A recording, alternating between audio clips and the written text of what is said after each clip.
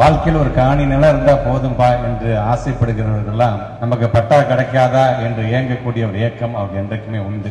இன்றைக்கு ஏதோ ஒரு நம்பிக்கையில் ஏறத்தாழ 40 ஆண்டு காலத்துக்கு மேலாக நாம் வாழ்ந்த பகுதியில், நாம் வாழ்ந்து கொண்டிருக்கின்ற பகுதியில் நமக்கான உரிமையாக இன்றைக்கு இந்த பட்டா என்கின்ற இந்த நிகழ்வு நமக்கு கிடைத்திருக்கிறது என்பது நமக்கான ஒரு மிகப்பெரிய ஒரு மகிழ்ச்சியை தரக்கூடிய ஒரு செய்தி.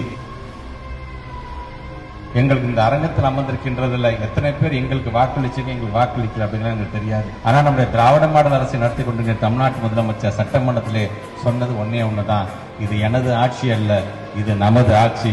நமக்கு வாக்களித்தாலும் வாக்களிக்காவிட்டாலும் அனைவருடைய உணர்வுகளை மதித்து அவருடைய உரிமைகளை காக்க வேண்டிய மிகப்பெரிய பொறுப்பு இந்த முத்துவேல் கருணாநிதி ஸ்டாலின் உண்டு என்று அவர் சொன்ன இடம் சட்டமன்றம். அரசாங்கத்தினுடைய மேடை. இதில் அரசியல் பேசுவதை காட்டிலும் நாங்க செய்வதை நாங்க செஞ்சிட்டோம், நீங்க செய்வதை இன்னும் ஒரு 5 மாதத்தில் நீங்கள் செய்வீர்கள் என்கின்ற நம்பிக்கை எங்களுக்கு நிரம்ப இருக்கின்றது.